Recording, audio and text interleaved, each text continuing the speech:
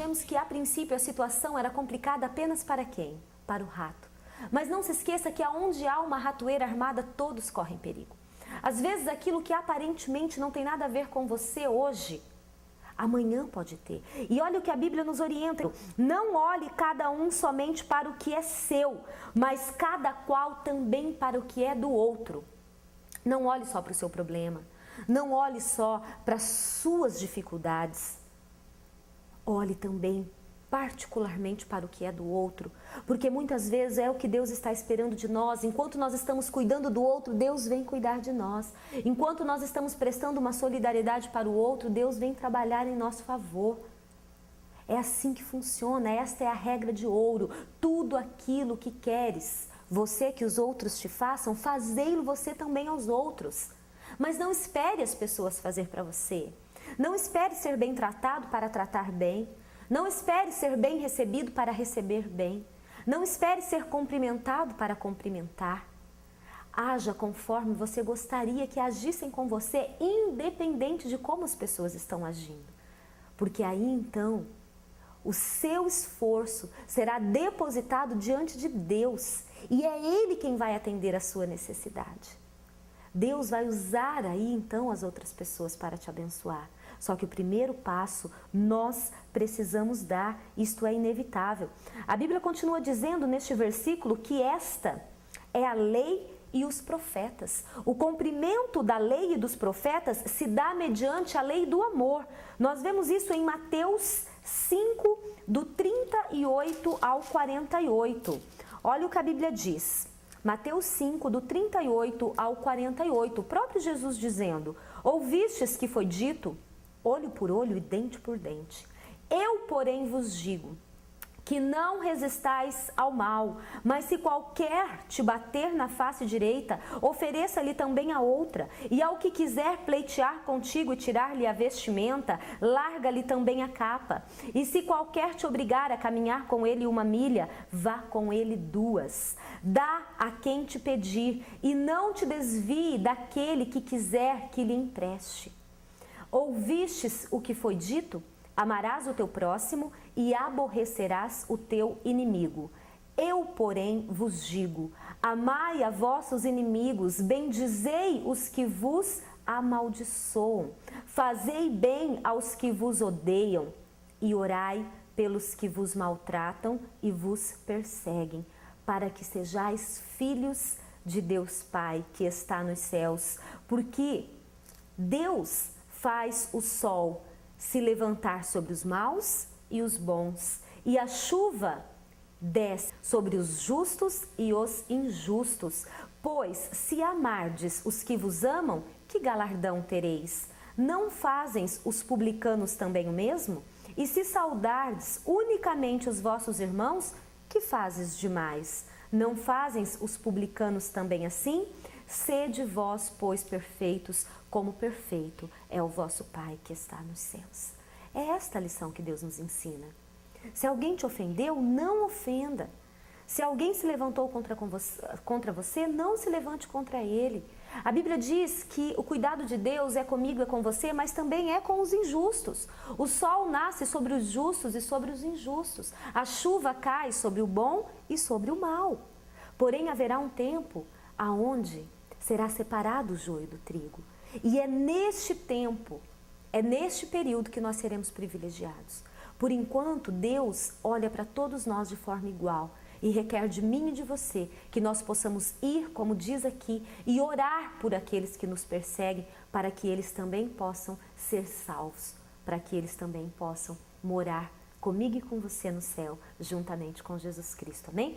Como vocês estão conferindo, nos blocos anteriores, nós estamos falando hoje a respeito da regra de ouro. Tudo aquilo que vós quereis que os outros vos façam, fazei-lo vós também aos outros, amém? Nós falamos a respeito de muitas coisas que Deus nos orienta, que mesmo sendo perseguidos, não devemos perseguir, mesmo quando alguém se levanta contra nós, nós precisamos estar em uma posição diante de Deus e não diante dos homens. Mas como ser assim? Como colocar isso em prática? Nós iremos falar um pouco a respeito deste ensinamento que Deus nos dá. Primeira coisa é pararmos de olhar para o outro, para o que o outro fez, para o que o outro é, para o que o outro tem feito, e começarmos a olhar e focar Deus.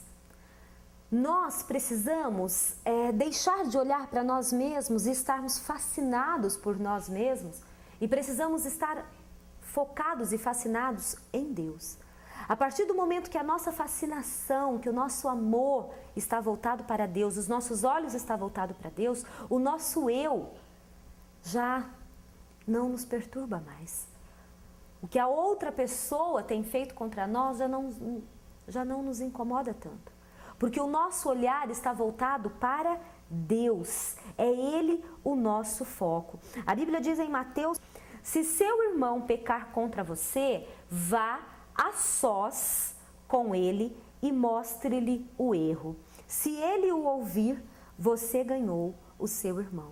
Amados, essa é uma orientação da parte de Deus para nós. Porque muitas vezes, quando alguém tem pecado contra nós, a gente vai sim, porque a Bíblia diz aqui, vá. Mas a gente vai, fala para todo mundo, para várias pessoas que não deveríamos ter falado.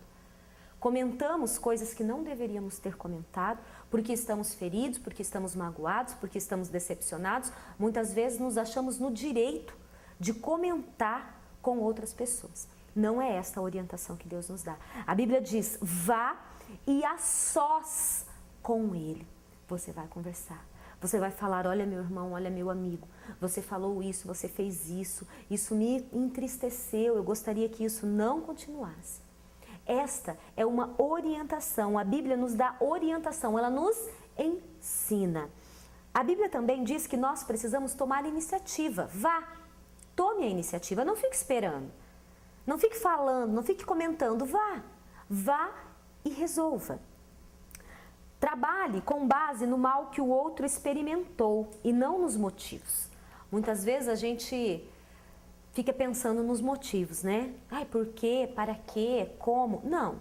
Nós precisamos trabalhar, analisar o mal que aquela pessoa também experimentou. O que aconteceu com aquela pessoa, né? Nós precisamos ter o quê? Nós precisamos ter os frutos do Espírito Santo.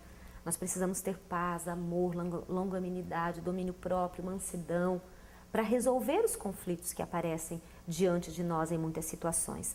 Corrija com o espírito de brandura e de humildade. Porque é assim que Deus faz conosco. É assim que Deus faz. Nós somos bem tratados por Deus e muitas vezes tratamos com arrogância, com ignorância. Nós temos muita ansiedade em ter razão, em ganhar ali a situação. Não importa. Não importa se nós estamos certos ou errados. A orientação de Deus é a mesma. Nós precisamos pedir perdão, nos arrependermos de quando falhamos e também de quando somos ofendidos. Porque nada acontece por acaso. Alguma coisa nós fizemos, algo nós fizemos para estarmos naquela situação. Então vamos nos arrepender, vamos retroceder diante daquela situação e começar de novo um novo tempo. Vamos nos relacionar bem com as outras pessoas. A Bíblia diz em Provérbios 16, 28, o homem perverso provoca dissensões e o que espalha boatos afasta amigos. Tem algum amigo seu que você se afastou dele ou ele se afastou de você porque você disse algo? Porque você fez algo que entristeceu? A Bíblia diz que aquele que provoca dissensões ou espalha os boatos, ele afasta bons amigos. Nós não queremos perder aqueles que estão ao nosso redor, aqueles que Deus tem enviado para compartilhar a nossa vida conosco. Então precisamos estar atentos. A Bíblia também diz no livro de Tiago, capítulo 4, verso 11, irmãos, não falem mal um dos outros. Quem fala contra seu irmão ou julga o seu irmão, fala contra a lei e a julga. Quando você julga a lei, não está cumprindo, mas está se colocando como juiz. E há apenas um legislador e juiz, aquele que pode salvar e destruir. Mas quem é você para julgar o seu próximo? Quem somos nós para julgar o nosso próximo? Nós não fomos chamados para juízes, nós fomos chamados para pregadores da palavra de Deus. Foi esta a missão que Deus nos deu. pregadores da sua palavra, daquilo que o Senhor tem nos ensinado, nos orientado. Para concluirmos, eu quero ler com vocês o livro de Tiago, capítulo 3, do verso 2 ao 6. Todos tropeçamos de muitas maneiras. Se alguém não tropeça no falar, tal homem é perfeito, sendo também capaz de dominar todo o seu corpo. Quando colocamos freio na boca dos cavalos para que eles nos obedeçam, podemos controlar o animal todo.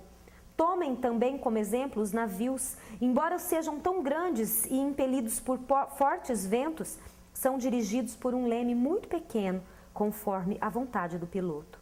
Semelhantemente, a língua é um pequeno órgão do corpo, mas se vangloria de grandes coisas. Vejam como um grande bosque é incendiado por uma simples fagulha. Assim também a língua é fogo. Amados, isso está na Bíblia, no livro de Tiago, capítulo 3, a partir do verso 2. A Bíblia está nos dizendo que muitas vezes a nossa língua, embora seja um órgão tão pequeno, tem sido usada de maneira tão cruel, tão venenosa, tão pecaminosa, e isso desagrada a Deus. A Bíblia compara aqui a nossa língua com um incêndio que começa com uma pequena faísca e se transforma em uma grande destruição. A Bíblia compara aqui a nossa língua com um navio que, embora seja ali impelido por grandes ventos, ele é controlado por um órgão pequeno, que é o leme. Nós devemos controlar a nossa língua, assim como o leme controla o navio. A Bíblia também nos diz que os cavalos precisam de cabresto para serem orientados. E muitas vezes eu e você estamos precisando disso também, porque não pensamos no que falamos. Sai da nossa boca palavras, coisas que não passou pela nossa mente, não foi purificado no nosso coração e aí então foi colocado. Não, a gente vai falando e depois não tem mais como voltar atrás. Depois torna-se impossível voltar atrás. Não é mais possível. Então vamos pensar ao falar. Não vamos falar do outro aquilo que nós não gostaríamos que fosse falado de nós. Não vamos fazer com o outro aquilo que não gostaríamos que fosse feito conosco.